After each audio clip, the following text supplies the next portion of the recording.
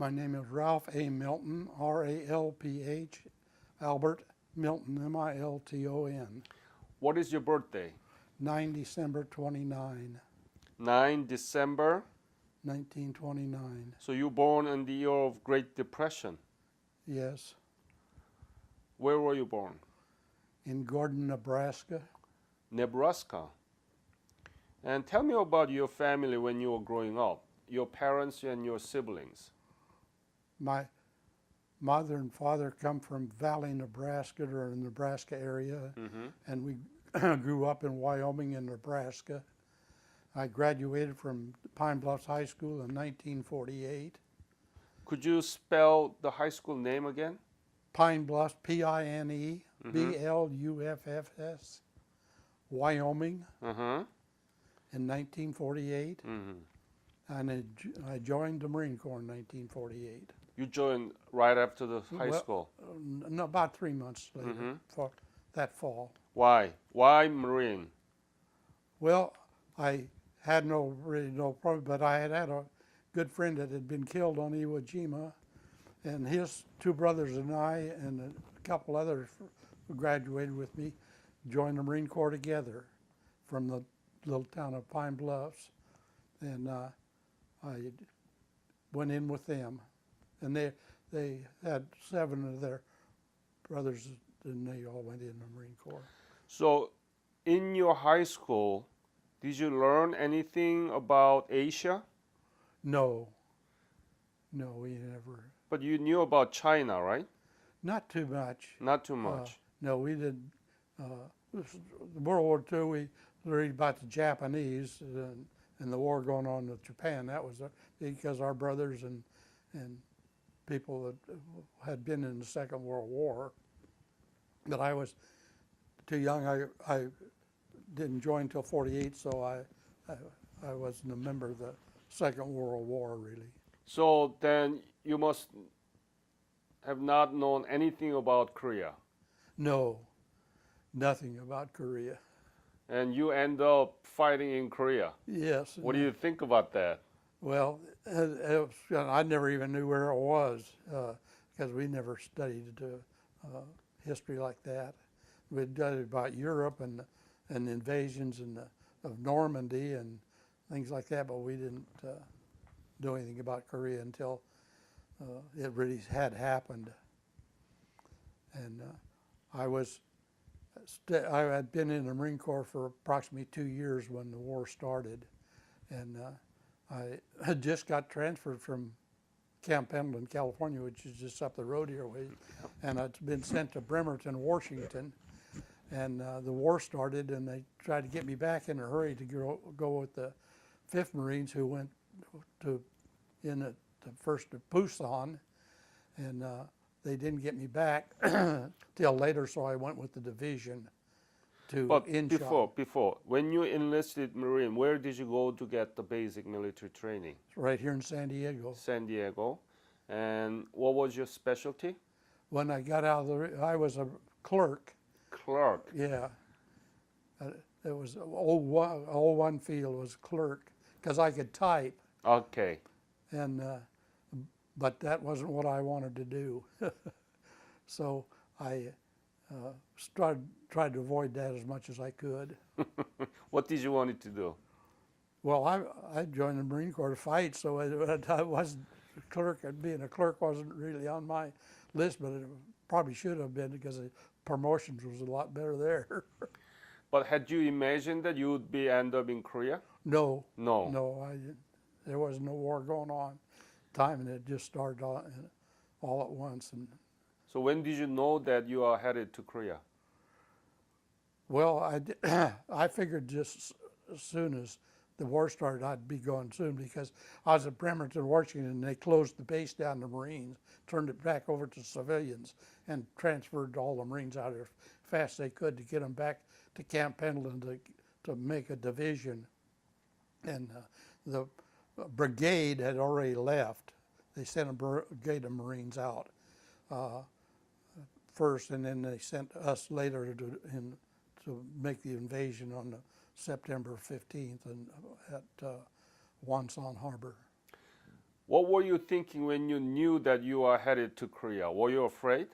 No, no, I wasn't afraid. I didn't know what was going to be happening, but I, they put me in a motor transport. I got back, and by coincidence, it's kind of a funny situation. I got put in 1st Motor Transport Battalion, which I knew nothing about because I hadn't been in a motor transport, and I was a clerk. So they made me the runner, and that's what I went to Korea as a runner. But when I got to Korea, they assigned me to be the colonel's driver, the Colonel Olin L. Beal's driver. Colonel, could you spell his name? Olin, O-L-I-N, L. Beal, B-E-A-L-L. Olin Ball? Olin Beal, Beal, B-E-A-L. B-E-A-L-L. Okay. And he was colonel, He was a lieutenant colonel, lieutenant a colonel. very old lieutenant colonel. What was the unit? Headquarter, well, he's a motor transport officer of the 1st Motor Transport Battalion. Mm-hmm. And he had 33 years in the Marine Corps at that time. Battalion, and what regiment was it? That no regiment, No regiment. no regiment, just Okay. 1st Motor Transport Battalion, 1st Motor Transport Battalion. Transport. And you were driver, right? I was assigned to be his driver. So how was it? Well, I didn't know if I'd like the job or not to start with, but he turned out to be quite an inspiration and quite a man. And with 33 years in the Corps, he knew about everything there was to know about the Marine Corps and how to fight. So where did you arrive in Korea? When did you, and where did you arrive in Korea? In Korea, at the harbor on the 15th of September of 1950, and went over the bridge at Wamido Island and up to Seoul. So you arrived in Incheon in September 15? I think I went ashore the 16th. I think it was the 16th. So it was after the Incheon landing? Infantry had went in. We went right in after the infantry. I see. Wow. So from Incheon, where did you go? Well, it took us about 2 weeks to make it up to the river, the Han River, and then crossed the Han River into Seoul in late September, and then they turned the city back over to Incheon, back over to Seoul. The people of Korea, they turned the city back over to them, and then we went back down to Incheon and boarded the ships to go north to Hamhung. Was it Hamhung or Wonsan? Did you arrive in Wonsan or Hamhung? Hamhung, I went into Hamhung. Yeah. Did you know why you are going ahead to the Hamhung? Yeah, because they wanted to cut the island in half so that they couldn't get down south, but we didn't know we was going to be fighting the Chinese from then on. So tell me about what did you do after Hamhung, when you arrived there? Well, Hamhung, we spent a few days at the beach, and then we started going north on on the second day of November. We was fighting Chinese, but MacArthur wouldn't let the people of the United States know we was fighting Chinese, and he controlled the papers really, and the news people. So they had to print what he wanted printed, but we were fighting Chinese, not Koreans. Yeah. And on the second day, the 7th Marines got into quite a fight with the Chinese, and on the 3rd, I got involved with the Chinese in an ambush on a road cut behind the 7th Marines going up north to the Chosin Reservoir. You mean the Yudamni? Where was it? We got cut off just below Chinhungni Shinheungni. at the bottom of the hill. Yeah. And it took us a couple, 3 days to get started up the hill again. Yeah. And we got, I got to the top of the hill at Coterie on the 10th of November. It was the first I got to the top of the hill, and the 7th Marines was leading the fight on to Ham Hung. And we stayed at Ham Hung a few days, and then the Army come up and relieved the 5th Marines on the right side of the reservoir, and then they went to the west side of the reservoir, which was Udamne, with the 7th Marines and later the 5th Marines. And then we really got cut off in three bunches, at Udamne and at Hagaruri and at Coterie. Were you at Udamni? Yes, You were at Jinheungni, and then you went up to the Godori, yes, and then you went to the east side of the Changjin Reservoir, yes. Hudongni. And when Army, could you tell me about this?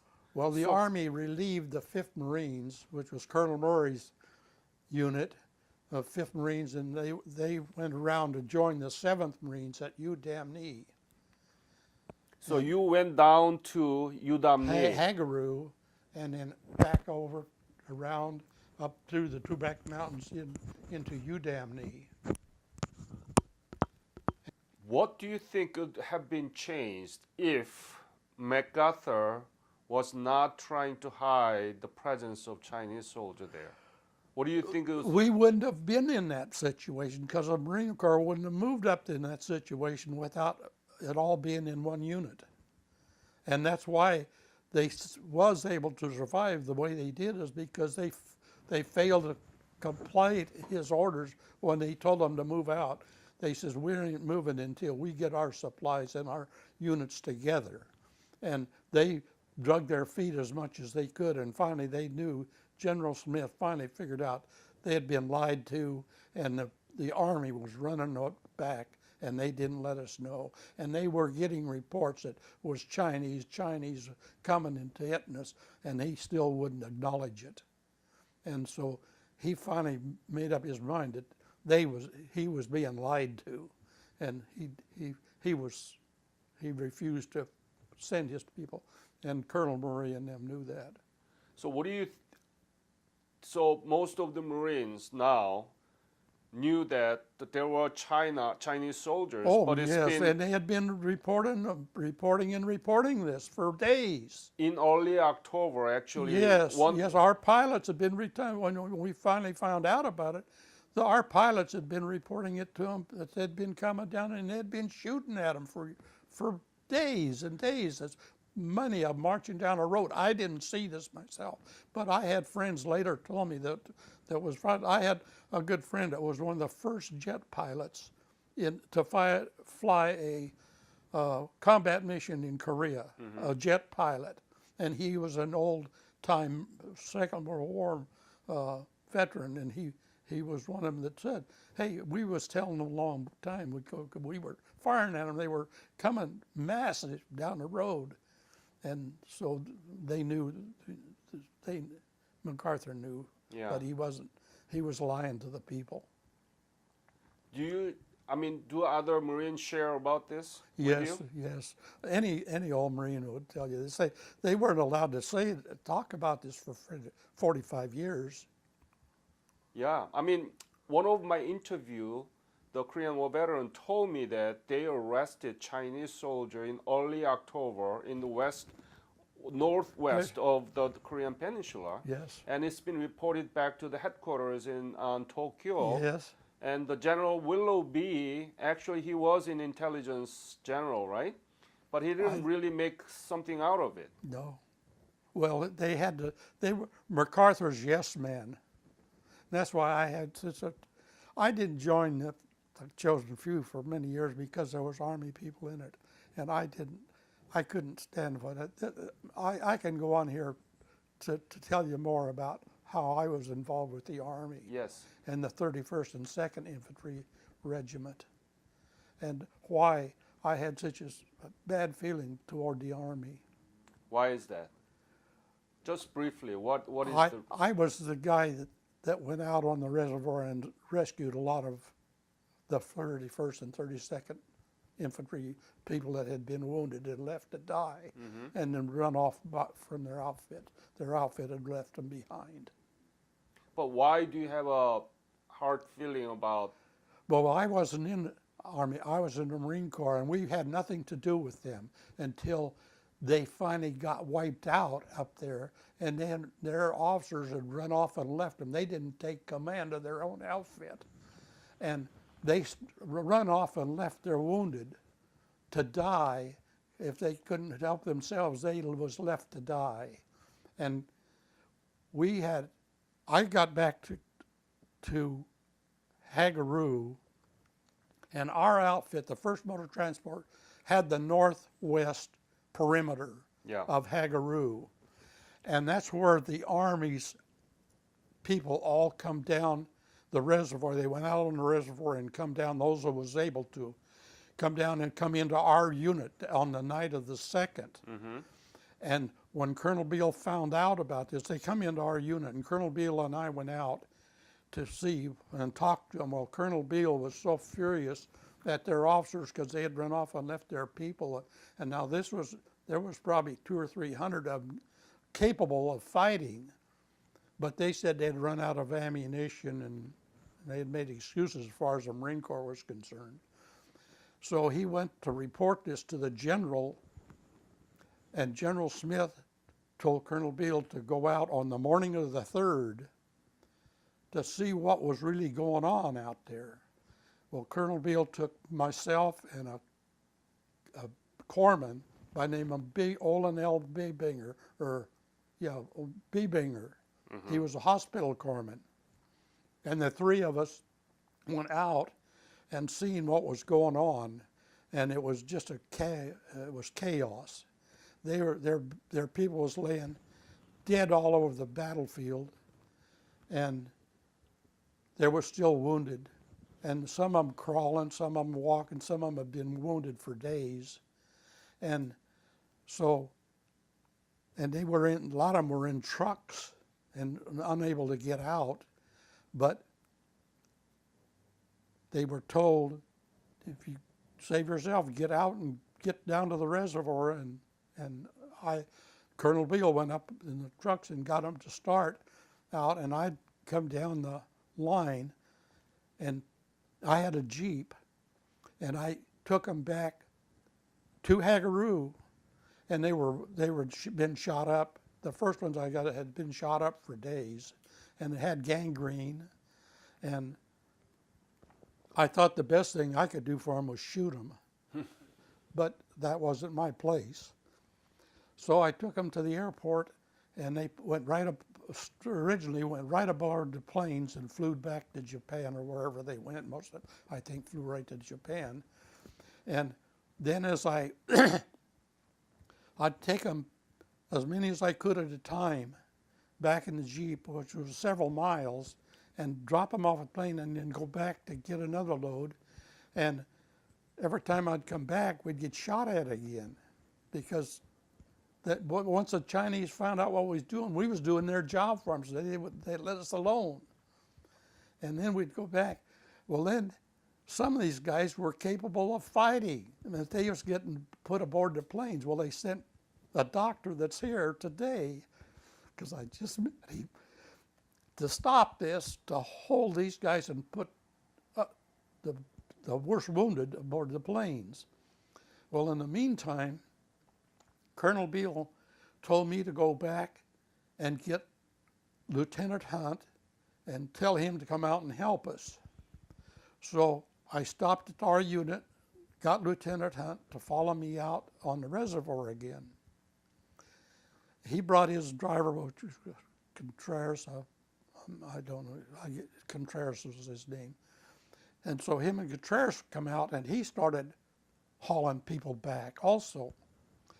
Then Colonel Beale could see they could pick us up anytime they wanted to. So he told me to stop and pick up a machine gun outfit out of the 1st Motor Transport and bring them up to set up a place with some trucks so I could bring the people just back to the trucks, and the trucks could haul them from there on back to the airport. So they come out and set up kind of a point. You talking about the airport runway in Kodori? Yes. Okay. No, the airport at Hagaruri. Hagaruri. Okay. Yes. Yeah. And so then they set up this machine gun, so then all I would do is haul them back as far as the trucks, and then I'd drop them off and they haul them on from there back after the, now this is the 2nd or 3rd day. And there was other people kind of on back, I was the further north. There was other people that had come out, they said, I don't know, I didn't see this, but they said other people was getting the people that was on the, that had gone further down in the convoy on the south end of the reservoir, and was getting a few of them out that way. But myself, for the 1st day, was out there by myself, and then there was Lieutenant Hunt and his driver and me and Colonel Beale. And Biebinger went out the 1st day with his syringes and stuff and giving people shots as he come by. He'd give them, he had to carry the syringes in his mouth to get them so they could, well, they weren't froze. And but he run out of morphine. So I don't know how he got back, but he got back to the unit, and I never seen him again out on the reservoir. But he was original one, was went out with me. And then Colonel Beale told me to get an interpreter at one of my trips, so I stopped and picked up a captain in the Marine Corps that was, he was helping set up a perimeter for a prison just out of concertina wire. And I asked him if he could speak Chinese, and he said yes. So I told him to get in the Jeep to go with me because Colonel Beale wanted an interpreter. So I took him out to meet with Colonel Beale, and later I was in good shape then. I ain't fat like I am now, and I was really in good shape, and I wore a good uniform, and I shaved every day, and I kept myself a good Marine. And this captain thought I was senior to him, and so he went with me, because years later I seen him, and he says, hell, I had made corporal several years later, and it was this back in San Francisco. He said, if I wouldn't known you then now rank, I wouldn't have went with you. I said, yes, you would have, because Colonel Beale sent me back to get an interpreter, and I had a 45, and you would have went with me. And he just laughed, and I think he's still alive, because I seen an article in the paper on the East Coast, and he didn't mention me by name, but I know he was talking about me, and I would like to meet him. And so anyhow, I brought these people back, and then years later, some of them would start calling me, and we got to be good friends, like Ed Reeves, many of the others that was, and I'd get calls, and I even got a call as late as last year, a guy calling me and thanking me for taking him off the reservoir. So, if MacArthur was really honest about the presence of Chinese soldier in early October, and if General Smith knew all about this, you think there could be much less casualties? I mean, the Changjin Reservoir is more than 1,000 Marine dead, right?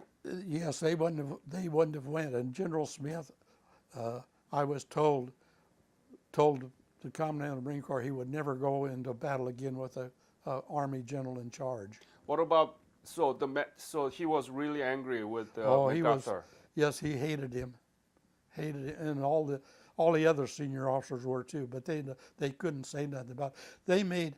They made the officers sign that they wouldn't talk about how the Army had done up at their ability to leadership ability for 45 years, and they ordered me to sign one, and I said I wouldn't sign it Really? because I says, you mean I'm American and I can't tell the truth?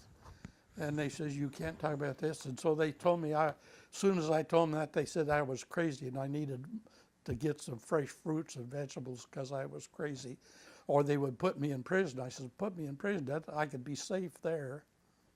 But they ordered them. They ordered the officers, well, they ordered me too, but I wouldn't sign it.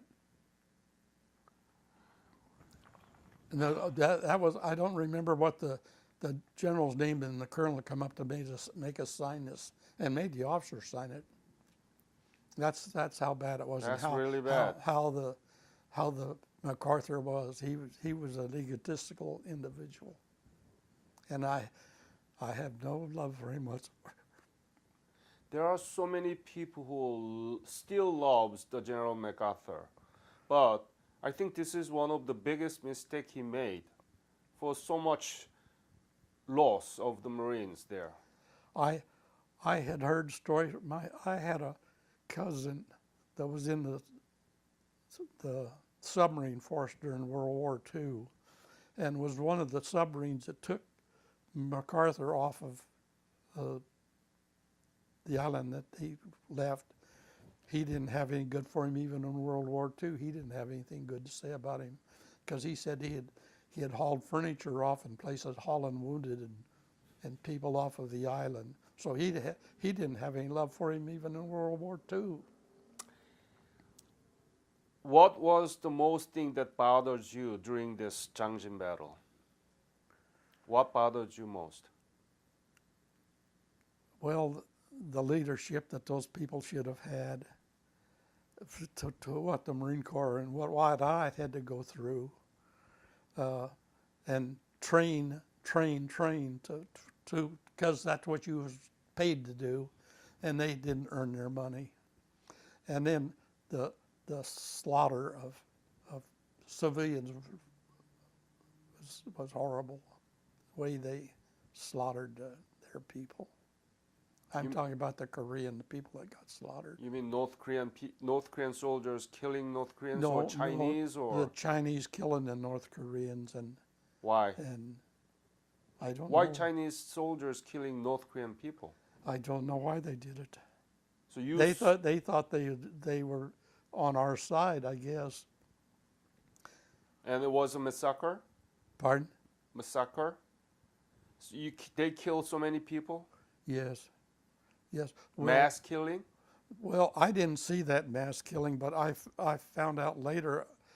See, when we come out there was many refugees following us, and I thought they were part of them, that they got aboard those ships. I found out later there's none of those people ever got to those ships. No, many of North Korean refugees in the Meredith, and about 100,000 North Koreans were evacuated from Yes, there. but they weren't those refugees. What do you mean? They weren't the ones that followed us out of North Korea. Oh. They all got shot at the river points. They'd hold them up at the checkpoints, and then they'd kill them. And then none of those people, I found out, made it to the Ham Hung. Then where all those 100,000 North Koreans were in Hamhung? Where did they came from? From Ham Hung, from the lower part of the country. I see. I thought they were. When I read it, of course, I left there, but I didn't find out until several years ago. And I talked to several people, and they said no, they had stopped after we'd left. The Chinese come in and blocked them off, and never let any of them come on down into Ham Hung. So all those people that they weren't fighting for us. They were just trying to survive up there in those mountains, and they were the population of the mountains there.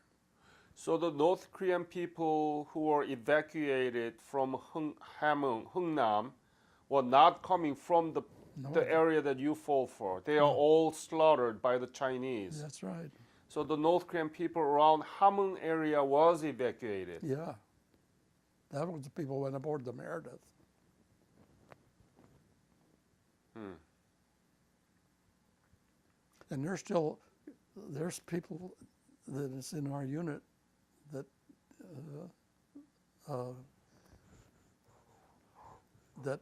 thing. That was another thing. I never took a Korean off of the reservoir. They had been slaughtered by the Chinese, and the Army went in there with it was either a 1-to-3 or a 1-to-4 ratio for infantry. Mm-hmm. They were what they called the buddy system. Mm-hmm. So they'd assign a Korean to ever so many Army people. Yeah. And there wasn't one Korean person I brought off of that reservoir. There was one Filipino that was an old Army man. He was the only Oriental that I brought off of that reservoir. So all of the Koreans, North Koreans or whatever, the South Korean soldiers who joined the U.S. Army, I mean the South Korean Army that they all killed. They never come out. I didn't see them killing them, but I know they didn't come out. So where did you go after the Hamhung evacuation? Where did you go? We went down into, I think it was Busan area. Busan, yeah. Where the division went back Yeah. to, I don't remember. And then? Well, then we started back north again in the spring. And by that time, I had enough points to come back to the States. Because you got points by days there, Right. the battles and what you was in and the medals you'd won. And you got to come back to the States. But I was supposed to come back earlier, but our unit got beat up pretty bad, so I got put back on the plane. I had to go back as a replacement. Oh my God. for another month, and then I got another month again, and then I finally got out of there. When did you leave Korea?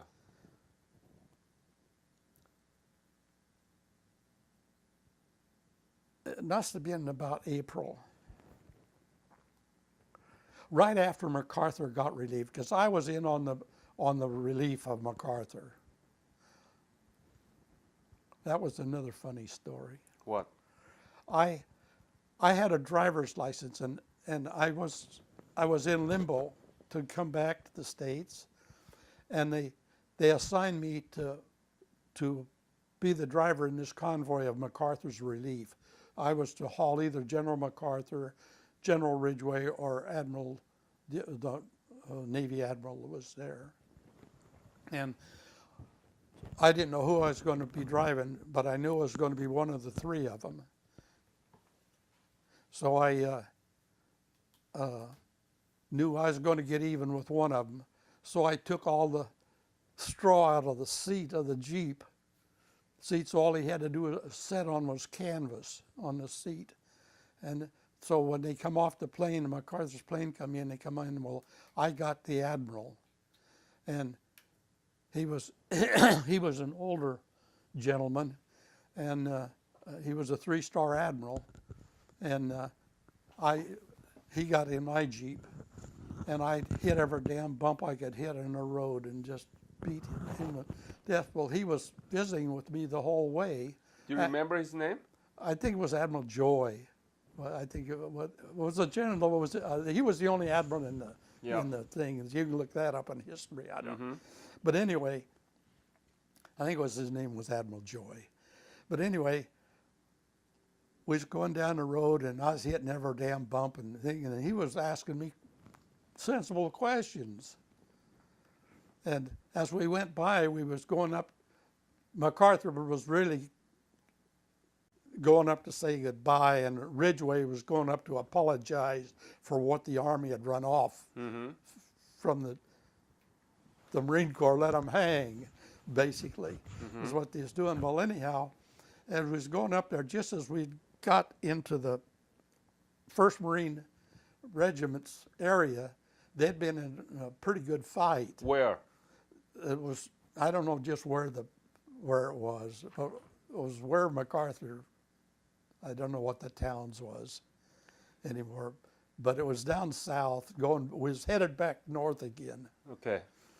And I think it was probably one of the closest places MacArthur ever got to a battle, because he was going to the 1st Marines Regiment, which was Colonel Puller.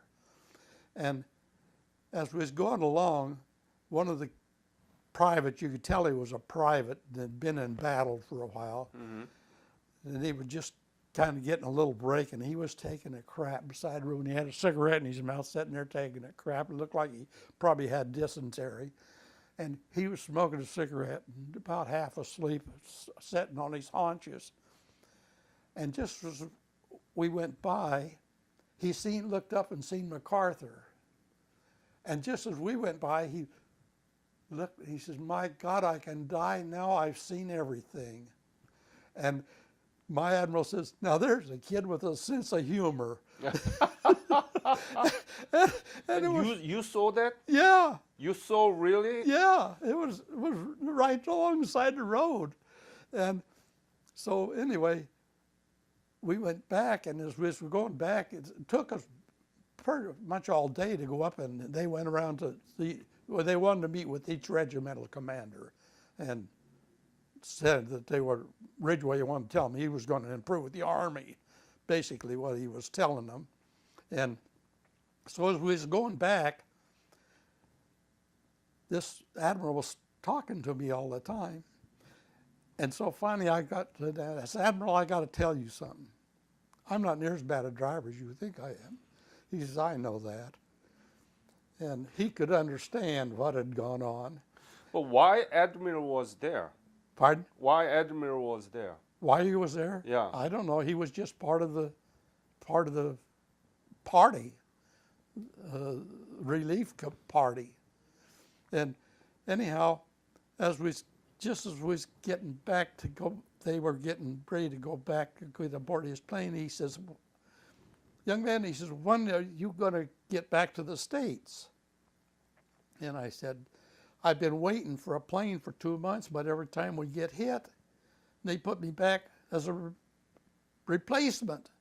And I should have been out of here a couple months ago, but I'm waiting for a plane. Just as soon as I get a plane, I get out of here." Well, he handed me his card, and he says, "When you get back to the States, if you would like to work for me, give me a call." And I thought, well, this is a bunch of crap. I ain't, So I never thought no more about it. But later on, the way things turned out, it was a whole different ball game. But anyhow, I come back to the States right thereafter, just after MacArthur got relieved. So when you left Korea, did you have any idea about the future of Korea? No, I could never believe that they could come back the way they did. Have you been back to Korea? I went back, and I think it was about 2003 I went back. I could not believe the people nor how much they had advanced. I was amazed, and I was amazed at the people and their knowledge of what we had done for them and how appreciated they were. And they about undressed me. They wanted the things off my hat, and they would salute me. And they treated us, my wife and I, as well as the rest of us in our group, very, very well. Isn't this wonderful? I mean, you never knew where Korea was at the time that when you were graduating high school. You went to a country you knew never. You fought there one of the most horrible war. And you left Korea and you thought that there is no future of the Korea. No, And when you go back to Korea 2003, you couldn't believe your eyes, right? No. Am I right? that's right. I could never believe 5-star hotels where we had crossed the bridge at the Han River into Seoul. When I went back, it was all a park, beautiful area, nice and clean. When I was there, it was smoking ruins. It was smoking. The whole town is in flame basically, and the last time I turned, they had just turned it over. We left there when just after MacArthur come back over and turned it back over to the city, and the governor, Actor Ree, I think his name was. So you went through all this from knew nothing about Korea. Now Korea is one of the 11th largest economy in the world. Why do not teach about this in our history textbook? I don't know. And why is it that we put so much into that country and they appreciate it? And I went to Germany, and because I had a lot of friends that was lost in World War II, and some of them are buried in France and in Netherlands and over in a foreign country, and they're trying to hide the Holocaust and what those people went through. And I think, what would those countries even be if it wasn't for America Yeah. and their help to get them back? Even though they killed our people, we helped them, and they still don't appreciate it enough to back us up now. It just don't make sense to me. It doesn't. It doesn't. Korea was in Vietnam with the United States. Korea was in Iraq with the United States. We were with you. And we coming back to you and say thank you for the opportunity so that we could build our nation again, right? Yes. This is something very good thing came out of our alliance, and we should teach about this. I don't know what to say. This is the most successful alliance, Yeah. right? Yes. It's hard for people to believe the difference between North and South Korea. They think, they see South Korea, some people go back to South Korea, but they don't see North Korea and how those people have to live and the miseries they live in, and why can't they prosper just like South Korea did if they just would change their attitude and their lifestyle and help themselves to prosperity. I was in Vietnam, and I'm going to think I'll probably go back to Vietnam. It was the same way. And now I've got friends that go back to Vietnam. And when you go to a country and they try to kill you, and you've got a family here, and you think, what have I given up my life for these people who really don't care about your life? It makes it kind of hard, but yet that's just the nature of America. What would you say to history teachers in our K-12 system and students about the war that you experience? What would you say to them? Why would you say to them that this is things that we need to learn about? What would you say I'd to tell them? them that think of all the American lives and families here in America that didn't get to be because they went over there and fought and gave their lives on their limbs and their minds to protect and to help them and to do the same for America or any other place. Yeah.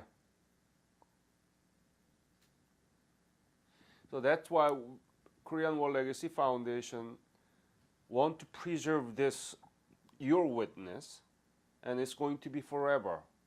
It's not in the museum, physical building. It's in the internet. So anybody from anywhere at any time can see it, listen from you.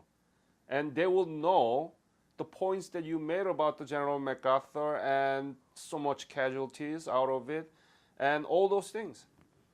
And so that we want to provide it as a teaching material to the history classroom. And that's what we are trying to do. Yeah. Well, they don't even do that here in America. At our schools, if you're not tied to it somewhere or another, they know hardly anything about it.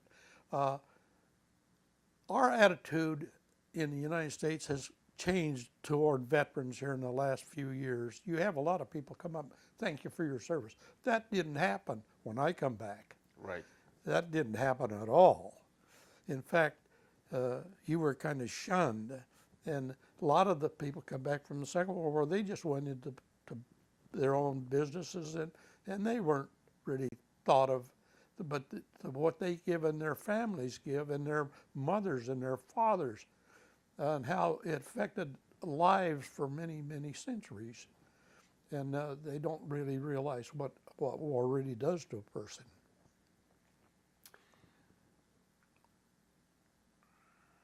What is the impact of your chosen few battle upon your life after you come back from Korea?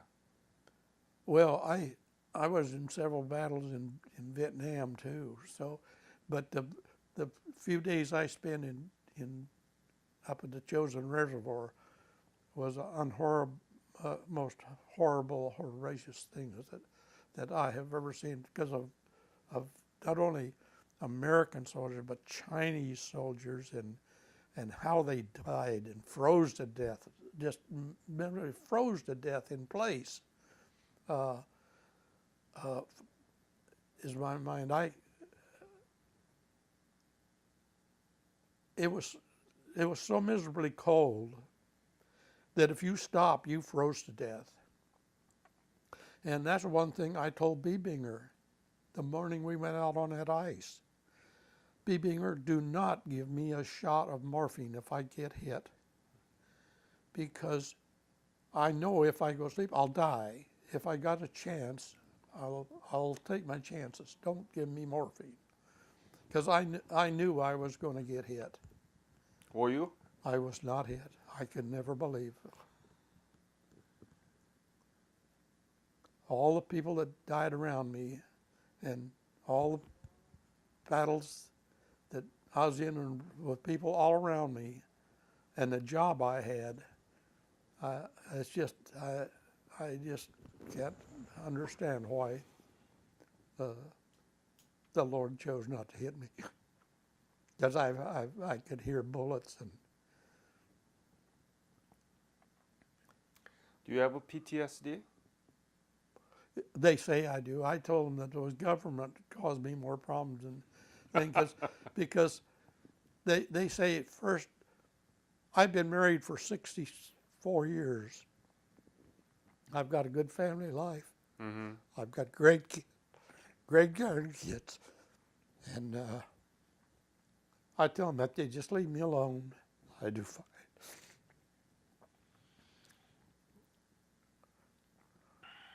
And the horrible thing of it is now, I go down here, I see my old friends, but most of them are already dead. And the rest of them I see ain't going to be around very much longer. There's supposed to be a lady here today, one of the guys I took off the reservoir, who was a very good friend of mine. And she's the last of all of them I took off the reservoir that I know. Korean woman? No, she's American. She was Ed Reeves' wife. You've probably heard of Ed Reeves. He was one of them I took off the ice. And he's got many stories about him because he lost his arms and his legs but lived. And was a funny man. And he was a part of the 31st Infantry. In fact, he joined me into the Korea. He called me up one day. He said, well, why ain't you a member? I said, I just ain't ready for that yet. So the next year, he wrote me a letter and says, I paid your dues, and I want you to come at my expense. And I told him I wasn't broke. And so I met him, and we've been friends ever since. When you come and meet with the soldiers that you were there with, how do you feel it? I think some of them are the greatest outfits that ever lived. I was with, I knew Colonel Jesse Puller, Olin Beale, Litzenberg. I've listened to them talk. I've listened to the guys who was in Iwo Jima. Some of them were my friends. Some of them were in battle with me. Every one of them told me there was never a worse battle that they was in than the Chosen. So that's how I have to use it as a guide, because I wasn't in them battles. And I've got the greatest respect for them. Wow. You've never been wounded out of that horrible. Other than being froze. You know, if you said that you are Christian, right? Yes. You know what happened? What you did is something in the Bible. Do you know that?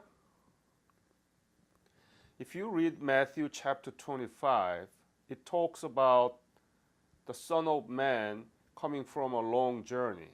And he divided up the whole people into two. And then he praised the group in his right. And he says, you gave me food when I was hungry. You gave me water when I was thirst.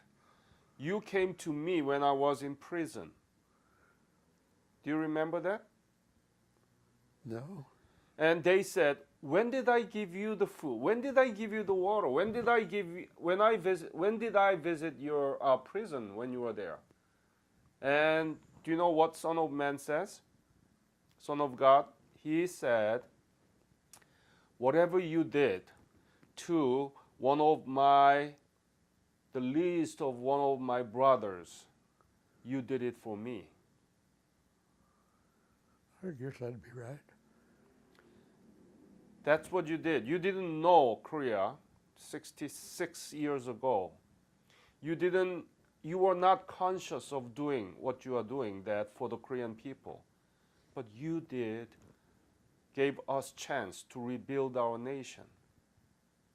That's why it is the blessing. It is the blessing.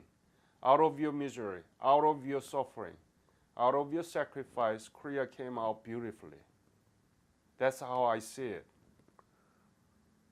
Yeah, I was happy that I could be part of that, to see a country come back from complete ruin and to be what they are. And the fortitude of people, because I didn't grow up with a silver spoon in my mouth. And to see them people come from the dirt to live to be a prosperous and a happy, hard-working people was a good feeling for me. That's what you did. We need to know about this thing. Well, I hope you do. They used to have a picture of Colonel Beale and myself and the Christian thing had come on television nationwide every once in a while. Oh, really? And a lot of people didn't know it was me. Huh. And I got a call from a school teacher one day, and she says, Ralph, I just seen a picture on TV, and is that you? And I says, yes, it is me. And me and her dad were very good friends. Ah. And she says, well, I see that picture, but I didn't realize that was you. What does she teach? I don't know what she teaches. She teaches over in a little town in Wyoming. Not anymore? Oh, I imagine she's retired by Okay. now. But she called me up on phone. But I knew her because she was friends of me and my family. but it show up on the thing. But a lot of people didn't know that it was me. Do you have that picture? I've got that picture, yeah, but the one that they put on the thing, yeah, I've got a picture. It was Colonel Beale and me. Wow. Do you have other pictures too? I've got that picture with me. No, no, other pictures. Do you have more pictures? I've got a few. There wasn't very many pictures taken in Korea. We Right. didn't, but I do have a few that was taken in Korea. Yeah. Ralph, this is amazing. I'm so. I think I made the right decision to be here and to meet with the chosen few soldiers, veterans, and hear from them about what's been done there. What kind of horrible experience that you did have out of this battle. And this is very important. We should know more about it, and we should let people know about it. I wish they did, because they waste a lot of time in schools for worse purposes than teaching about fighting for our country as well as other countries. And this is South Korea is very strong democracy in Asia, strong economy, Yeah. strong alliance to the United States. It's a good case to teach. Yeah, I don't understand their alliance to the United States because I'm not in the military anymore. I don't know what when they go to battle, if they're there, the Koreans there, but they tried to help when we were there, but you know they didn't have the material to train with. And that's why when they put a thing, but I went back, and of course I didn't go out to see them train, but I know that they got a Marine Corps now in Korea, and I'd like to go watch them train and see how they operate, because I imagine they're a pretty good outfit. Why do you think Korean War has been known as forgotten war? Why? Well, we come back and there was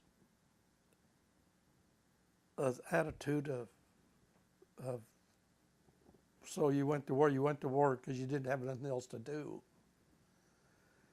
Well, that might have been, I guess, because I didn't have the money to go to college, and there wasn't much out there on the market to do to make a whole lot of money at if you didn't have a college degree. You could work for a farmer, and they couldn't pay you much. And so, and if you didn't have that background, a little military background, you felt like you was kind of left behind because all your buddies had went and fought in the Second World War, and a lot of them never come home, and a lot of them come home beat up. And my first experience with PSD was a kid I knew. He was older than I was. He was a paratrooper, and he had been in a hell of a battle. And after he come back, he got discharged. And he had changed so much. Mm-hmm. He was a good kid, and I call kid, he was older than I was, but he was a good guy. But come 4th of July, and they let off a bunch of explosives, and he went crazy, and he killed himself. And that's the first I ever, they didn't know about PSD in them days. And here it was, just the thought of battle again set him off, and he killed himself. And he was such a good kid. And I see that now in people. And then I had an awful hard time with the VA. When I got discharged, they just didn't want to do anything for you. Well, I knew I'd been froze. I knew I had been in battles. That wasn't bothering me that much. But everything I'd try to tell them, and then they come back and everything was for Vietnam. And I went through Vietnam. But they didn't know it. They didn't treat me as a Vietnam.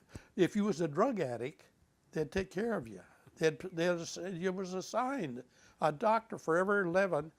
You got a doctor. Well, they'd transfer all the doctors to the drug addicts. I didn't smoke. I didn't drink a whole lot. I'm not said I didn't drink, but I'm not a drunk. But they'd take care of them guys. But here a guy who was trying to take care of himself, didn't smoke, they wouldn't take care of me. And it really bothered me. And that's when I got mad, and I took into the VA. I knocked the damn things right off the walls for them. Well, they say, you've got PSD. No, it's you guys not looking at the problem. I got problems, help me with them.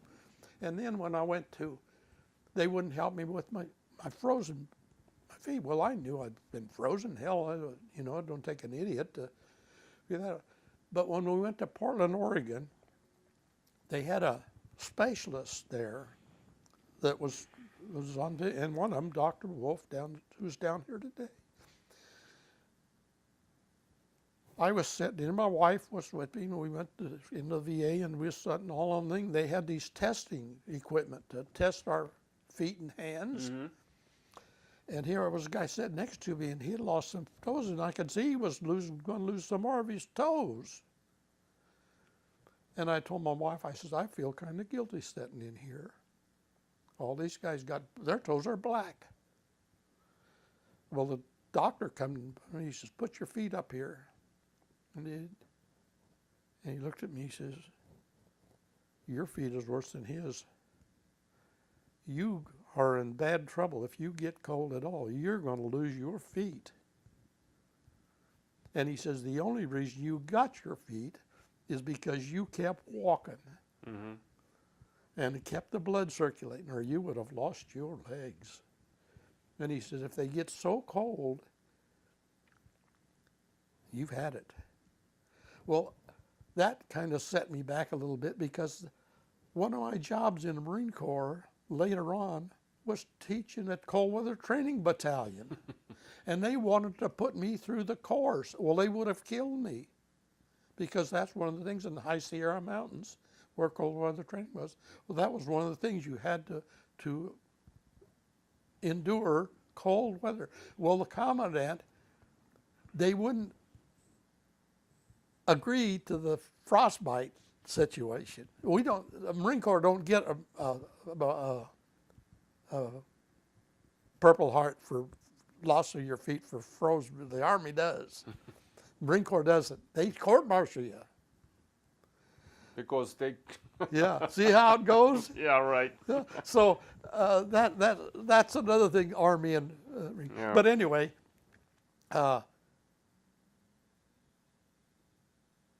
they said, well, you better move to the south, because I don't like the desert. Mm-hmm. But they said, you better move south, because if your feet, you ever get them so cold, they won't warm up and you'll lose your feet. And that's true. I can tell it. It don't take long, and I can...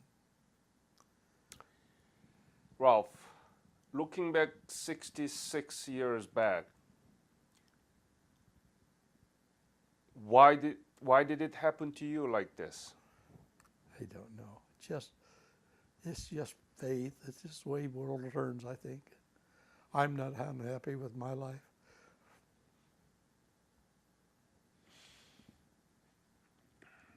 Are you proud? Oh, yeah.